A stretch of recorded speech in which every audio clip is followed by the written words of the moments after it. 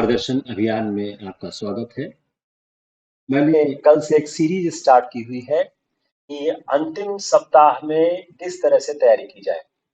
आपका रविवार को सिविल सेवा का प्रारंभिक परीक्षा है।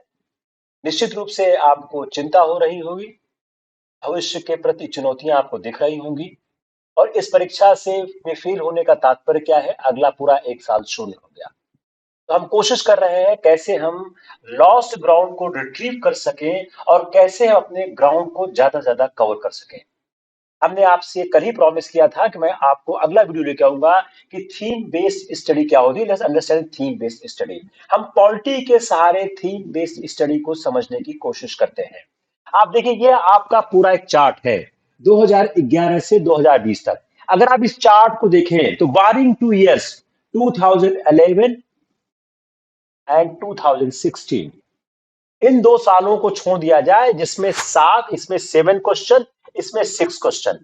अगर इन 2 सालों को छोड़ दें तो अमूमन जो पॉलिटी का सवाल है वह 15 के आसपास घूम रहा है और एक साल 2017 में तो 21 क्वेश्चन आ गया था। यह एक स्टैटिक पोर्शन है और यह बहुत महत्वपूर्ण पोर्शन है।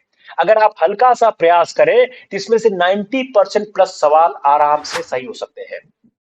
चलिए अब इसको हम थीम समझने की कोशिश करते हैं। What is a theme based study?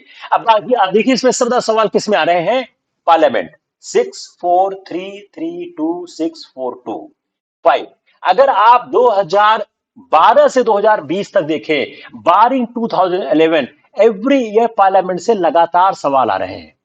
दूसरा इंपॉर्टेंट क्या है? Directive state policy and duties. देखिए 1 3 2 1 3 4 3, 2 साल नहीं आया है, 3 साल बाकी हमेशा आया है। तीसरा fundamental right preamble last 4 year में 17 18 19 25 3 2 4। तो अब इसके कहने का तात्पर्य क्या हो गया?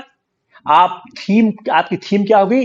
3 इंपॉर्टेंट थीम आपकी होगी: parliament, directive state policies, duties, preamble, fundamental right. यह 3 आपकी इंपॉर्टेंट थीम हो गई। अब पूरे संविधान में देखें तो आपके पास 14 थीम मैंने लिखी हुई है, दीज 14 थीम्स। आप इन 14 थीम में से ही सवाल आ रहे हैं। अब हम समझने की कोशिश करते हैं पार्लियामेंट को कैसे पढ़ें। देखिए पार्लियामेंट में अगर आप पिछले साल का सवाल देखें 2020 का, तो उन्होंने लोकसभा और राज्यसभा के मध्य संबंधों की बात कही है कि राज्यसभा को अधिमानता है कि लोकसभा को है। उसी को चेंज कर देंगे। लास्ट ईयर लोकसभा पूछा, ऐसा राज्यसभा पूछ लेंगे। उसको और चेंज कर सकते हैं, उसको लेके चले जाएंगे स्टेट असेंबली में, विधान परिषद में और विधानसभा के बीच में। आप सुभाष कश्यप की किताब जो हमारी संसद है और पार्लियामेंट, उसको आप जरूर देखें। वो संसद की कार्रवाइयों के बारे में बताती है और वह बड़ी मददगार किताब होती है। उसी किताब में एक टॉपिक है कानून कैसे बनता है, how laws are being made, और पार्लियामेंट्री कमेटीज क्या है। उन दोनों को आप देखने की कोशिश करें। तीसरा जो 4-5 महत्वपूर्ण शब्द हैं आपके संसद के: शून्यकाल, cut motion, adjournment motion, no confidence motion, ये सब उसमें परिभाषित है। आप उसको जरूर देखने की कोशिश करें। तो अगर आप इसको समझने की कोशिश एक बार फिर से करें कि किस तरह से हम अपने थीम को ध्यान रखें, तो एक थीम अगर हम सारे सब्जेक्ट में इस तरह की बना लेते हैं, हिस्ट्री में, पॉलिटी में, ज्योग्राफी में, इकोनॉमिक्स में, एनवायरनमेंट में, साइंस में, तो हमको बड़ी मदद मिल जाती है अपने अंतिम समय में रिवाइज करने के लिए। देखिए जिस चीज का आप रिवीजन नहीं कर पाते हैं उसके पढ़ने का बहुत बड़ा फायदा नहीं होता है।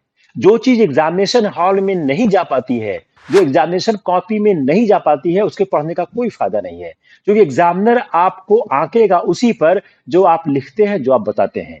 तो यह थीम बेस्ड स्टडी की सीरीज है। हम और आगे इसी आगे बढ़ाते रहेंगे। हमारा अगला वीडियो आ रहा है कितने सवालों को अटेम्प्ट किया जाए, 80, 85, 90, 95, और कितने सवालों को अटेम्प्ट करने से प्रीलिम्स पास करने के चांसेस बढ़ जाते हैं। आप हमारे चैनल को लाइक करें, सब्सक्राइब करें, शेयर करें। हमारा अंतिम सप्ताह का सफर जारी रहेगा। हम पूरी कोशिश कर रहे हैं कि हमारे ज्यादा से ज्यादा अभ्यर्थी सिविल सेवा परीक्षा को पास कर सके, ताकि हम 12 अक्टूबर से अपने मेंस के कार्यक्रम को बगैर इंतजार किए आरंभ कर सके। धन्यवाद। कल फिर मुलाकात होगी एक नए विषय के साथ, एक नए वीडियो के साथ।